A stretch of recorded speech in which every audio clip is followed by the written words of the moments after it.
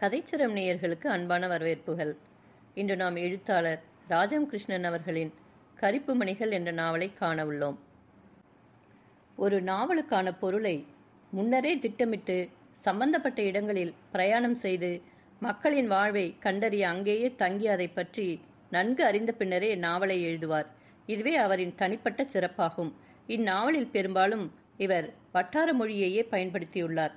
தூத்துக்குடியை சார்ந்த உப்பள பகுதிகளில் வேலை செய்யும் தொழிலாளர்களின் வாழ்க்கையில் நிகழும் நிகழ்வுகளே இந்நாவல் புரட்டாசி மாதங்களிலே உப்பளத்தில் பொசுக்கும் வெம்மையில், எரிக்கும் கதிரவனின் வெம்மையில், காலையிலிருந்து மாலை வரை கந்தலும் கண்பிழையுமாக உப்பு பெட்டி சுமந்து அம்பாரம் குவிக்கும் சிறுவர் சிறுமியர், ஆண்கள் பெண்கள் பற்றிய கதையொட்டியே இந்நாவல் செல்கிறது. 1980 இலக்கிய சிந்தனையின் பரிசை இந்நாவல் பெற்றுள்ளது. இந்நாவலில் பெரும்பாலும் தூத்துக்குடி கன்னியாகுமரி பேச்சு வழக்கையே இதில் கையாளப்பட்டுள்ளது. அதை பேசுவது சற்று கடினமாக இருந்தாலும் என்னால் முடிந்த வரையில் முயற்சி செய்துள்ளேன். நல்ல சிறந்த நாவல்கள் அனைவருக்கும் சென்றடைய வேண்டும் என்னும் ஒரு சிறு ஆர்வம்தான். அருணாசலம் வாறு பலகை கொண்டு பளிங்கு மணிகளாக கலகலக்கும் உப்பை வரப்பில் ஒதுக்குகிறார். ஆச்சி வேறொரு புறம் அவர் முதல் நாள் ஒதுக்கிய உப்பை குவித்து கொண்டிருக்கிறாள். தொழிக்கு கிணற்றிலிருந்து நீர் பாயும் சிற்றோடையில் குமரன் குச்சியை வைத்து விளையாடி கொண்டிருக்கிறான். சரையல் என்று அப்பச்சி தங்கபாண்டி வண்டி கொண்டாரா என்று கூவுகிறான். தங்கபாண்டி வண்டி ஓட்டி கொண்டு வந்தால் அப்பச்சியிடம் காசு பொருளும் என்று அவளுக்கு தெரியும். டகடகவென்று ஓசை கேட்கிறது. பசு மஞ்சளாக குழியில் தேங்கியிருக்கும் நஞ்சோடை நீரில் சக்கரம் இறங்க அவன் மாடுகளை ஓட்டி கொண்டு வருகிறான். கண்ணங்கரையில் என்ற வெற்றுமேனியில் வேர்வை வழிகிறது. குட்டையாக இருந்தாலும் கலையான முகம். சிறுக சிறுக பணம் சேர்த்து சொந்த வண்டி மாடு வாங்கிவிட்டான். துரும்பை பல்லில் கடித்து கொண்டு, எத்தனை மூடு இருக்கு மாமா என்று கேட்கிறான். நீ விலை சொல்லல. என்ன மாமா புதுசா விலை கேட்கிறிய? ஆச்சி மூட போடலாமா? இவன் சாக்குகளை கீழே போடுகிறான். அருணாசலம் பாத்தியை விட்டு மேலே வந்து அவன் உப்பில் கை வைக்காத வண்ணம் மறிக்கிறார். லே, விலை முடிவு செய்யாம உப்புட கை வைக்காத. அவன் பளீர் என்று பற்கள் தெரிய கலகலவென்று சிரிக்கிறான். சரி மாமா, விலை சொல்லும். உமக்கு இல்லாத விலையா? நீரு கேட்கறத கொடுத்தா போச்சு. எல சர்க்கரையா பேசிட்டாப்பல ஆச்சா. ஓட தாண்டிட்டா அதை லாரி நிற்கிது. நீ அவங்க மூடைக்கு என்ன வாங்கு, அதில் 1/2 ரூபா குறைச்சிக்கோ. சரி மாமா, உம்மை பொன்னான கையால் போடும். அவன் சாக்கு விரித்து பிடிக்கிறான். ஏன்ல நான் சொல்லிட்டே இருக்கிற, நீ சிரிக்கிற. என்னவா நீங்க எவ்வளவு வேணும்னு சொல்லுங்க. மூடைக்கு 5 ரூபா. இந்த பேச்செல்லாம் வேண்டாம். மூடை 2.5 ரூபா. காசை கீழே வச்சுட்டு மூடை போட்டுக்க. தங்கப்பாண்டி சரி, மூடை 2.5 என்று மடியை திறந்து ஒரு 10 ரூபாய் நோட்டை எடுக்கிறான். வச்சுக்கும் அட்வான்ஸு. 12 மூடைகள் இருக்கின்றன. அவனே மூட்டையினை பற்றி ஏற்றுகிறான். வண்டி கடகடவென்று ஆடி சரிந்து கொண்டு மெல்ல பாதையில் செல்கிறது. ஒவ்வொரு முறையும் இது போலத்தான். அவரும் பேசுவார். அவனும் நைச்சியமாக விட்டு கொடுக்காமலே இழுத்தடிப்பான். 10 ரூபாய் வந்த மாதிரி மீதி பணம் வராது. அவரும் கேட்டு கேட்டு அதிகப்படியே வாங்கி கொண்டு உப்புக்கு வகை விற்பார். அவர் ஆச்சி மண்குடத்தில் வைத்திருக்கும் நல்ல நீரை சரித்து குடிக்கிறார். என்ன இப்போ போய் தண்ணி குடிக்கிறிய? சோறு கொண்டாந்துருக்கணும் வேணாவா? தண்ணி குடிக்கிறதுக்கு கூட ஏன் காருவாரு? எலே வாழ என்று குமரனையும் அழைத்து கொண்டு ஆச்சி சாப்பாட்டுக்கு தயாராகிறார். சிறு பண ஓலை சார்பில் அவர்கள் அமர்கின்றனர். மூடி வைத்திருக்கும் களியையும் துவையலையும் வாழை இலை சருகில் எடுத்து வைக்கிறாள். முனிசிப்பு வீட்டில் ஆச்சி நெல் வைக்கணும்னு முன்னாவ, நாளைக்கு வாரமுன்ன. அவர் களியை எடுத்து முகர்ந்து பார்க்கிறார். தண்ணி நல்லா காய்ச்சி போட்டு கிண்டலியா? வேத்து போச்சு. சலிச்ச வாடை வருது. வீட்டை ஒரு தண்ணி காய்ச்ச நாதி இல்லை. பொன்னாச்சியை நான் அனுப்பிச்சே கொடுத்துருக்க மாட்டேன். புருஷன் இப்போ சாவ கிடக்கான்னு பொய் சொல்லி அனத்துக்கு விட்டு சம்பாதிக்க கூட்டி போயிருக்கா. அவருக்கு கோபம் வருகிறது. பேச்சையே மாத்திர. களி வாயில் வைக்க வழங்கலை. நீ ஒரு சோறு ஒழுங்காக ஆக்குறதில்ல. பேச்சு பேசுத. நான் கேட்டதுக்கு பதில் சொல்ல மாட்டிய. தூத்துக்குட்டிக்கு போய் வந்திய. எம்புட்டு செலவாச்சு. எதனாலும் இப்போ அந்த துட்டை என்கிட்ட கொடுத்துடணும். வள்ளி பொண்ணுக்கு ஸ்கூலுக்கு போட்டு போக வெள்ளை சட்டை இல்லைங்க. அவர் பேசவில்லை.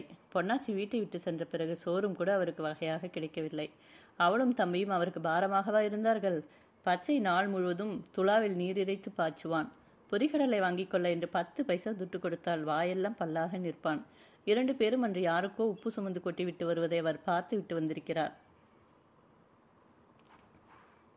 அவளை இங்கு மறுபடியும் வேலை செய்ய கூட்டி வரக்கூடாது.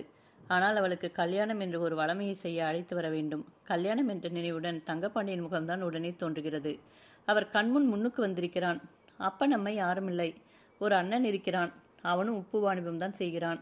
இந்த பையனுக்கும் பொன்னாச்சியின் மீது ஆசை இருக்கிறது. அவளுக்கென்று துண்டு 3/4 ஏக்கரை ஒதுக்கினால் பாடுபட்டு கொள்வார்கள். செவந்தி பெண்ணின் கழுத்தில் இருந்த தாலி அவர் பத்திரமாக வைத்திருக்கிறார்.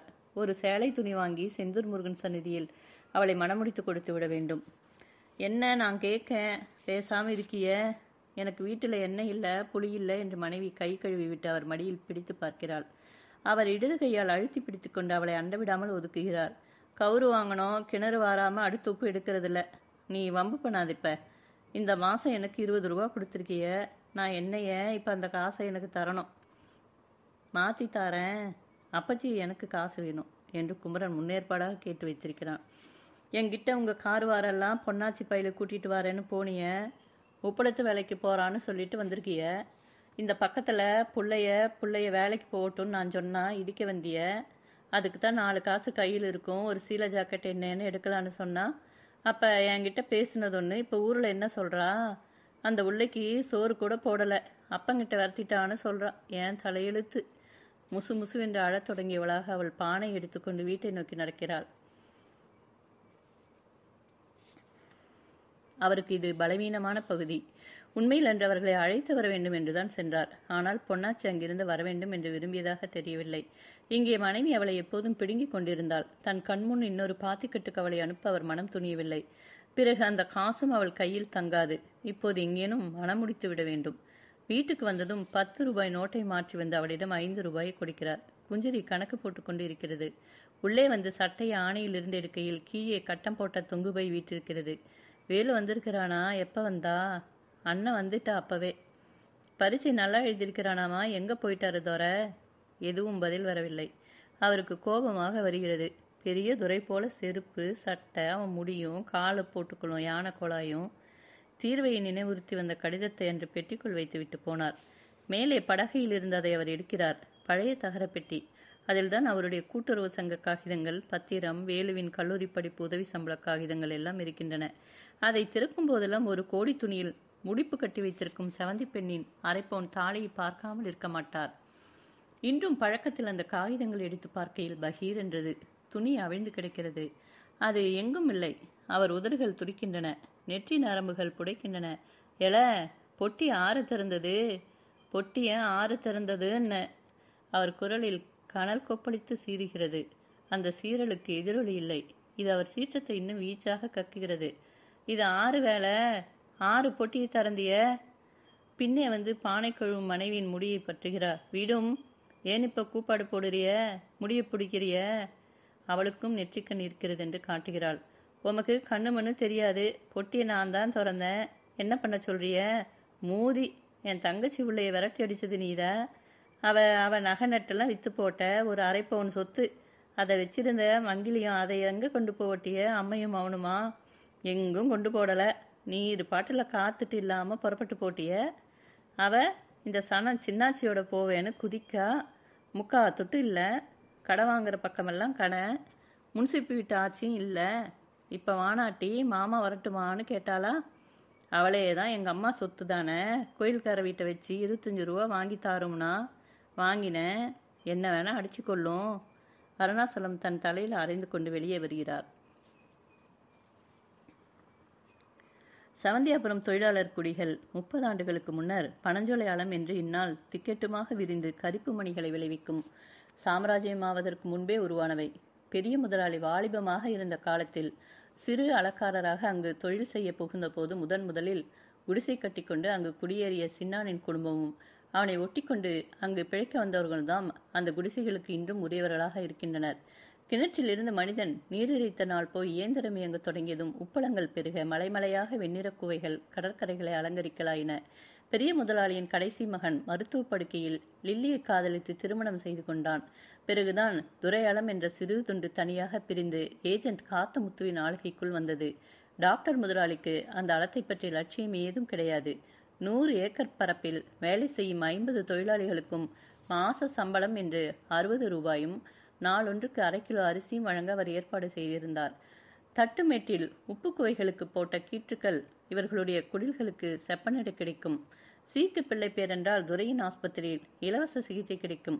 சொல்லப்போனால் டாக்டர் முதலாளி இந்த பக்கமே வந்ததில்லை. ஏஜென்ட் காத்தமுத்துவின் அதிகாரத்தில்தான் அங்கே நிர்வாகம் நடந்தது. துரையின் மாமியார் டெய்சி அம்மாள் அங்கு மாதம் ஒரு முறை சாமியாரை கூட்டிக் கொண்டு வருவாள். ஜபக்கூடம் ஒன்று மூளையில் உருவாக்குவதற்கான திட்டம் போட்டிருந்தார்கள். ராமசாமி அந்த நாள் தந்தை அங்கே வேலை செய்ய வந்த காலத்திலிருந்து அந்த குடிசையில்தான் தாயுடன் வசிக்கிறான். அன்னக்கிளி, மாரியம்மா, மாசானா ஆகியோரும் அலம் பிரிந்த பின் அங்கே செய்ய போனாலும் இந்த குடில்களில் இருந்தே செல்கின்றனர். ராமசாமி தொழிலாளர்களிடையே புதிய விழிப்பை கொண்டு வர சங்கம், இயக்கம் என்று ஈடுபடுவதை காத்தமுத்து அறிந்தான். அவன் தந்தையின் வரலாறு எல்லோருக்கும் தெரியும். அந்த ஞாயிற்றுக்கிழமை அவன் காலையில் கிளம்பும் முன் ஏஜென்ட்டின் நீலக்கார் உள்ளே வருவதை பார்க்கிறான். சற்றைக்கெல்லாம் முனியண்ணன் மகள் ஓடி வந்து, அண்ணாச்சி, உங்களை ஏஜென்ட் ஐயா கூப்பிடுதாவ என்று அறிவிக்கிறாள். ஏஜென்ட் காத்தமுத்து ஒரு மாமிச பர்வதம் போல உபி இருக்கிறான். பெரிய புஸ்தி மீசை கன்னங்களை ஆக்கிரமித்து கொண்டிருக்கிறது. தங்கப்பட்டை கடியாரம், விரல்களில் பெரிய பெரிய மோதிரங்கள். கூப்பிட்டீங்களா சார்? ஆமால, உன்னை பார்க்கவே முடியறதில்ல. வீட்டை காலி பண்ணணும், அந்த இடம் வேண்டி இருக்கு. டாக்டர் அம்மா போன மாசமே சொன்னாவ. ராமசாமி திகைத்து போகிறான். எல்லோரும் காலி பண்ணணுமா? ஜபக்கூடம் கட்டணும்னு பிளான் போட்டிருக்காவ. நீ இந்த அளத்துக்காரன் இல்லை, இந்த அளத்துக்காரவங்க கொஞ்சம்தான் வேற இடம் ஒதுக்குவாக. ஏதோ அந்த நாள்லேருந்து இருந்தியே, ஒன்றும் சொல்லாமல் இருந்தோம். இப்போ இடம் தேவைப்படுது. இப்போ திடீர்னு காலி பண்ணணும்னா எங்கே போவ? இடம் பார்க்கணும்ல, கொஞ்சம் டைம் கொடுங்க. உன்னை ஆளை காணவே முடியல, சங்கம் அது இதுன்னு போயிடுற. முன்ன சொல்லலைன்னா ஏன் தப்பா? ஒரு வாரம் டைம் தார, காலி பண்ணி போடு. ஏஜென்ட் கூறி ஒரு வாரத்துக்கு மேலாகிவிட்டது.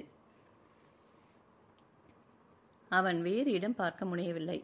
தொழிற்சங்க ஈடுபாடு அதிகமாக பல பிரச்சனைகளிலும் தலை கொடுத்து கொண்டிருந்தான்.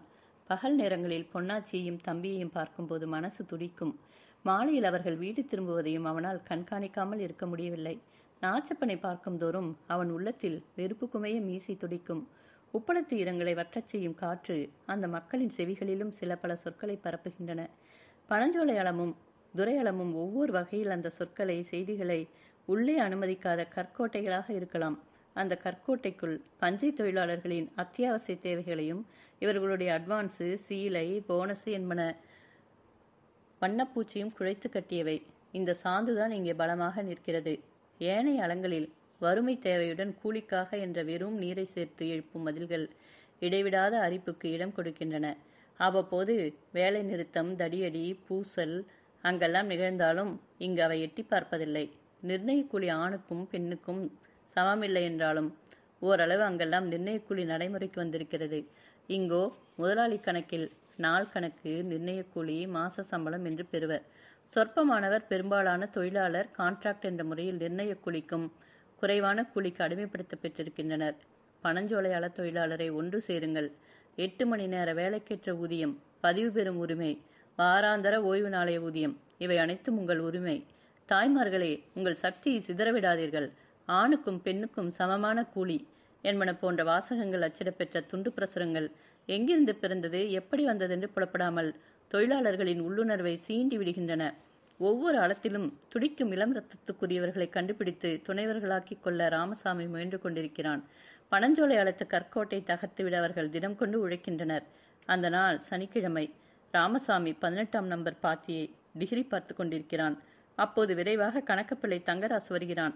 அவன் வகையில்தான் ராமசாமிக்கு சம்பளம். இளைய ராமசாமி, முதலாளி உன்னை கூப்பிடுறா. ராமசாமி நிமிர்ந்து பார்க்கிறான். விழிகள் ஒரு கேள்விக்குறியாக நிலைக்கின்றன. முதலாளி அவனை கூப்பிடுகிறாரா? எதற்கு?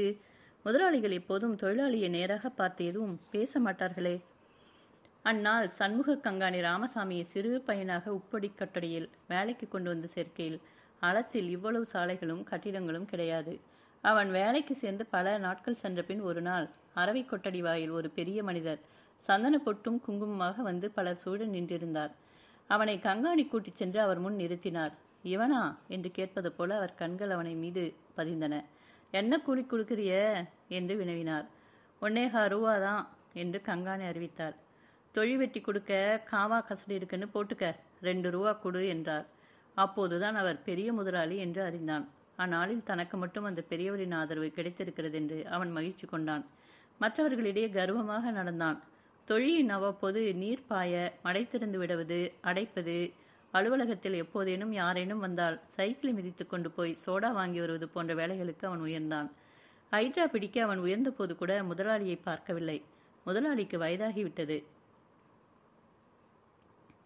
அவர் படுக்கையில் விழுந்து விட்டார். அளத்துக்குள் அவர்கள் எழுப்பியிருக்கும் கோயிலில் எப்போதேனும் சிறப்பு நாள் வரும்போது அவர் வருவார். கைலாகு குடைத்து அழைத்து வந்து அவரை சந்நிதியில் அமர்த்துவார்கள். பெரிய முதலாளியின் தொடர்பு அவ்வளவே. ஆனால் அவருடைய வாரிசான மக்களில் ஒருவன் தான் இந்த அளத்தை நிர்வாகம் செய்கிறான். இவன்தான் இங்கே அதிகமாக வந்து தங்கி மேற்பார்வை செய்கிறான். முதலாளியின் மற்ற மைந்தர்களுக்கும் இவனுக்கும் இடையே வேறுபாடுகள் உண்டு. இவன் மற்ற செல்வர் மக்களைப் போல தோற்றத்தில் ஆடம்பரம் காட்ட மாட்டான். கைகளில் மோதிரங்கள், தங்க சங்கிலி, உயர்ந்த உடை, சென்ட், நாகரிக பெண்கள் என்ற இசைவுகளை இவன் காரை ஓட்டி கொண்டு வரும்போதோ ஸ்கூட்டரை ஓட்டி கொண்டு வரும்போதோ காண இயலாது. சாதாரணமாக ஒரு சாராயும் சட்டையும் அணிந்திருப்பான். தலைமுடி சீராக வெட்டி அரும்பு மீசையுடன் காட்சியளிப்பான். அவனுடைய வண்டி உள்ளே நுழையும் போதோ அவனிடம் மற்றவர் பேசும்போதோ தான் அவனை முதலாளி என்று கண்டு கொள்ள வேண்டும். அவன் தோற்றத்துக்கு எளியவனாக இருந்த போதிலும் அவனை எப்போதும் யாரும் அணுகிவிட இயலாது. கான்ட்ராக்ட் அல்லது கணக்கு பிள்ளை மூலமாகத்தான் எதையும் கூற முடியும். அந்த முதலாளி தன்னை எதற்கு கூப்பிடுகிறார் என்று அவன் ஐயுறுகிறான். காருக்கே மரியாதை காட்டுபவர்களும் அவர் வங்கி அதிகாரிகளை உப்பு குவைகளின் பக்கம் அழைத்து வருகையில் கூனி குழைந்து குறுகுபவர்களும் நிறைந்த அந்த களத்தில் இவன் அவனும் மனிதன்தானே என்று அலட்சியமாக சென்றிருக்கிறான் உப்பு குவைக்குள். அவர்கள் உழைப்பு அவற்றை வங்கியில் அடமானம் வைத்து இவர்களுக்கு கூலி கொடுக்கிறான். இவனுக்கா நஷ்டம் என்று குமுறுவான். அவனை இப்போது அந்த முதலாளி எதற்கு அழைக்கிறார்? விருந்து கொட்டகை முன்னரையில் அவர் உட்கார்ந்திருக்கிறார். அருகில் நாச்சப்பன் நிற்கிறான். சோலையும் மூலையில் நிற்கிறான். அந்த நேரத்திலும் அவன் தண்ணீர் போட்டிருக்கிறான். வாடை வீசுகிறது. தங்கராசு அங்கே வந்து ஒதுங்கி நிற்கிறான். ராமசாமி அங்கே நின்று என்ன என்பதைப் போல நோக்குகிறான். கும்பிட்டு நிற்கவில்லை. நீதான் ஹைட்ரா பார்க்கிறவனா? ஆமாம் என்று அவன் தலையசைக்கிறான். பேரு? இது கூட தெரியாமலோ கூப்பிட்டு அனுப்பினான்? ராமசாமி. நீ எங்க வீடு வச்சிருக்க? இதற்கு அவன் பதில் கூறும் முன் தங்கராசு முந்திக் கொள்கிறான். அங்க தொராலத்திலிருந்து வாரான். சொன்னேனே. ஓ, மறந்து போனேன். உனக்கு மிஷின் வேலை தெரியும்னாங்க. Pump set பாப்பியல்ல? பார்க்கறது தான். இங்கேயே கோயில் பக்கம் வீடு வச்சுட்டு இருந்துரு. காந்திநாதன் மிஷின் பார்க்குறான். அவனுக்கு ஒத்தாசையே நீயும் பம்பு செட்டுக்களை பார்த்து எண்ணெய் போடுவது போல வேலை செய்கிறல்ல. அவன் எதுவும் பேசாமல் தலையாட்டுகிறான். நீ இப்போ மாத சம்பளம் எவ்வளோ வாங்குற? 135. இப்போ ஒரு மாதம் 150 கொடுத்தா? சரி, உனக்கு 200 சம்பளம் வசதி இருக்கு. சம்மதம் தானே? ராமசாமிக்கு சில கணங்கள் பேச்சே வரவில்லை. இந்த முதலாளி சும்மா கிடப்பவனை வழியே அழைத்து உனக்கு இங்கேயே வீடு வைத்துக்கொள், சம்பளம் 50 ரூபாய் போல அதிகம் தருவதாக எதற்கு சொல்கிறார்? தூண்டிலில் இருக்கும் புழுவை இழுக்க ஒரு மீன் கூட அவ்வளவு எளிதில் பாய்ந்து விடாது. இது எதற்காக? இப்படி 50 ரூபாயை வீசி எறிந்துவிட அவர்கள் முட்டாள்கள் இல்லை. மனிதாபிமான ஈரமில்லாமல் அளத்துக்காரர்களிடம் வேலை வாங்குகிறார்கள். 10 பைசா அதிகம் கொடுத்து விட மாட்டார்கள். அதுவும் இந்த முதலாளி சீமைக்கெல்லாம் சென்று படித்தவர். ராத்திரியும் பொறுப்பாக வேலை பார்க்கணுமா என்று ராமசாமி ஒரு கேள்வியை போடுகிறான். அப்படியெல்லாம் இல்லை. ஏற்கனவே சில பேருக்கு கோயிலுக்கு பக்கத்தில் வீடு வைத்து கொள்ளலாம்னு சொல்லியிருக்கிறேன். நீயும் இங்கேயே இருந்தால் சௌகரியமாக இருக்கலாம்னு சொன்னேன். ரொம்ப சந்தோஷம். எனக்கு மட்டும் இதெல்லாம் கொடுக்குறீங்க. சொல்லப்போனால் எனக்கு ரொம்ப கஷ்டம் இல்லை. என்னை காட்டிலும் கஷ்டப்படுறவங்க அதிகம் கான்ட்ராக்ட் கூலிங்க. 5-6 கல்லுக்கு அப்பாலேருந்து வாரா. இதை நாச்சியப்பன் கூலிக்காரங்க தூத்துக்குடி டவுனுக்குள்ளே இருந்து வாராவ. அவைகளை விட எனக்கு என்ன கஷ்டம்? கான்ட்ராக்ட்காரங்க சமாசாரம் வேற. அதை பற்றி நீ ஏன் பேசுகிற? மாத சம்பளம் வாங்குறவங்களுக்கு சில சலுகை கொடுக்கலாம்னு தீர்மானிச்சிருக்கேன். அதில் நீயும் வார. அதான் கூப்பிட்டு சொன்னேன். இப்போது எங்களை கூட அங்கே காலி பண்ண சொல்லியிருக்கா. ஏஜென்ட்டு ஜபக்கூடம் எடுக்க போகிறாங்க. அந்த இடத்துல காலி பண்ணணும்னு சொல்லி மாசமாக போகுது. நான் மட்டும் இல்லை, இங்கே அளத்தில் புள்ள பெற்றுது ஒரு பொம்பளை. அவ கூடத்தா 4 புள்ளிங்களையும் வச்சுட்டு எங்கே போவா? எல்லாம் அங்கேருந்து இவங்க வந்துதான் வேலை செய்கிறாவ. அவைகளுக்கும் இங்கே குடிசை போட இடம் தாரியலா? முதலாளி தங்கராசுவை பார்க்கிறார். அந்த ஆள் கான்ட்ராக்ட் கூலி இல்லைங்க. கான்ட்ராக்டாக இருக்கணும். வருஷமாக உதிரத்தை கொடுத்து உழைக்கிறாங்க. கான்ட்ராக்டுன்னு வைக்கிறது சரியா? ஏலே, இது என்னன்னு நினச்சேன்? முதலாளிகிட்ட பேசுத மரியாதையை தவற வேணாம் என்று நாச்சியப்பன் எச்சரிக்கிறான். ராமசாமி அவனை எரித்து விடுவோன் போல பார்க்கிறான். நானும் முதலாளியும் பேசுகிறோம், எனக்கு தெரியும். நீ ஏண்டா நடுவ வார நாயே? நாச்சப்பன் எதிரொலி காட்டியிருந்தால் ராமசாமி ஒருவேளை கோபம் தணிந்தவனாக இருந்திருக்கலாம். அவன் வாய் திறக்கவில்லை. மௌனம் அங்கே திரைவிரிக்கிறது. ஒவ்வொரு வினாடியும் கனத்தை சுமந்து கொண்டு நகர இயலாமல் தவிக்கிறது. ராமசாமியின் குமுறல் படார் என்று வெடிக்கிறது. பாத்திக்காட்டுக்கு வர பொம்பளைய மானம் கொலைக்கும் பண்ணி பய.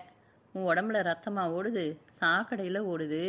பொண்ணுவளை தொட்டு கொலைக்கும் உங்கையே ஒரு நாள் நான் வெட்டி போடுவேன். முதலாளி, இவனை இந்த நாய்ப்பையலை இந்த அடத்தை விட்டு நீங்களே விரட்டலைன்னா உங்கள் பேர் கெட்டு போகும். இவனை நீங்கள் விரட்டலை, இல்லை இங்கே நடக்கிற அக்கிரமத்தை தடுக்கலைன்னா நானே இந்த பயலை வெளியே தள்ளுவ ஒரு நாள். முதலாளி புன்னகை மாறாமல் அவனை பார்த்து கொண்டிருக்கிறார். நாச்சப்பன், தங்கசாமி இருவருடைய முகங்களிலும் ஈயாடவில்லை. சோலையும் கூட எட்டி நின்று பார்த்து கொண்டிருக்கிறான். பட்டாசு படபடவென்று வெடித்துவிட்டு தற்காலிகமாக சிறிது ஓய்ந்தாற் போல ஒரு அமைதி படுகிறது. சட்டென்று ராமசாமிக்கு தான் அவமானத்துக்குள்ளாகிவிட்டார் போன்ற ஒரு உணர்வு குறுக்குகிறது. முதலாளியானவன் ஒரு கைப்படுக்கையில் இன்னொரு கையை நிறுத்தி அதில் முகத்தை வைத்துக்கொண்டு அவனது கோபத்தை ரசிக்கும் பாவனையில் அமர்ந்திருக்கிறான். இவ்வளவுதானா, இன்னும் இருக்கா என்கிற பாவம் விழிகளில் விளங்குகிறது. ஏன்பா, இந்த அளத்துல சோளை ஒருவன் தான் பட்டப்பகலை குடிச்சிட்டு வருவான்னு நினைச்சிருந்தேன். இந்த ஆளும் சோளைய போடன்னு தெரியுது. இவனை இப்ப நீ கூட்டிட்டு வந்ததே சரியில்லை. சரி சரி, நீ போப்பா போ. முதலாளி போக சொல்லி சாடை காட்டுகிறான். அவன் இதழ்கள் துடிக்கின்றன. சார், நான் நீங்க அவமானப்படுத்துறதுக்கு பொறுக்கிறேன். நான் குடிக்கிறவன் இல்லை. நான் ஒன்றுக்கு ஒன்று பேசலை. என் புத்தி நல்லா தான் இருக்கு. நீங்கள் நியாயமாக இங்கே நடக்கிற அக்கிரமங்களை விசாரணிக்கணும்னு நான் சொல்கிறேன். இங்கே பொண்டுவ வாயிலா பூச்சிகளா சீரழிகிறா. இவனுக்கு இனங்களேனா அவைய கூலியில் மண்ணடிக்கிறா. நீங்கள் இங்கே வேலை செய்கிற பொம்பளைங்களை கூட்டி விசாரிக்கணும் என்று அவன் உள்ளார்ந்து வரும் தாபத்துடன் கூறுகிறான். சரிப்பா, நான் பேசுகிறேன், நீ இப்போ போ என்று முதலாளி மீண்டும் அந்த பழைய பாவம் மாறாமலே கையை காட்டுவது ராமசாமிக்கு பொறுக்கக்கூடியதாக இல்லை. சார், இது ரொம்ப முத்தி போன விவகாரம். நீங்களாம் ரொம்ப படிச்சுவிய. நான் தொழிலாளி தான், ஆனாலும் எந்த அக்கிரமமும். அவனை மேலே பேச விடாமல் முதலாளி, நான் கவனிக்கிறேன், போன்னு சொல்லிட்டேன்ல, போ, இப்போ உன் வேலையை பாரு என்று ஆணையிடுகிறார். தோல்வி, அவமான உணர்வு நெஞ்சில் கடல் போல பொங்கி சுருண்டு எழும்புகிறது. அவனால் விழுங்கிக் கொள்ள இயலவில்லை. சார், தொழிலாளிகளை அவமானம் செய்யக்கூடாது சார். பொம்பளையானாலும் ஆறானாலும். முதலாளியின் கோபம் அதிகமாகிவிட்டது. ஏன்பா, உன்னை போன்னு ஒரு தரம் சொன்னேன், 2 தரம் சொன்னேன். சும்மா இங்கே வந்து வம்பு பண்ணாத. குடிச்சிட்டு வந்து. சார், மரியாதையாக பேசுங்க. குடிச்சிட்டு நான் வரல. அப்போ கொத்த ஆள் நான் இல்லை. நீங்கள் தான் கூப்பிட்டு அனுப்புனீங்க, நான் வந்தேன். நீங்கள் முதலாளியாக இருக்கலாம், நான் தொழில் செய்பவனாக இருக்கலாம். ஆனால் நானும் மனுஷன். சோலை அவன் மீது பாய்ந்து அவனை வெளியே கொண்டு செல்ல கை வைக்கிறான். ஆனால் ராமசாமி அவன் கையை அனாயசமாக தள்ளிவிட்டு வெளியேறுகிறான். உச்சி வெயில் ஏறும் நேரம். ஆணியானாலும் ஆடியானாலும் இங்கு மேகமூட்டமே வராது. அவன் முதலாளியுடன் மோதிக்கொள்ள வேண்டுமென்றோ நாச்சப்பனுடன் மோதிக்கொள்ள வேண்டுமென்றோ கருதி செல்லவில்லை. ஆனால் பொன்னாச்சியின் வாயிலிருந்து அவன் அச்சொற்களை கேள்வியுற்ற நாளிலிருந்து குமுறிக்கொண்டிருந்த கொதிப்பு அச்சூழலில் வெடித்துவிட்டது. இனி ராமசாமிக்கு மறுநாளே வேலை சீட்டு கிழிக்கப்பட்டது. தங்கராசு அவனிடம் வந்து அத்தனை தேதி வரையிலுமான காசை கொடுத்து கணக்கை தீர்த்து விட்டான். கையெழுத்து ஒன்றை போட்டுவிட்டு சம்பளத்தை 58 ரூபாய் சொச்சத்தை எண்ணி பெற்றுக்கொள்ள வேண்டியதாக இருந்தது.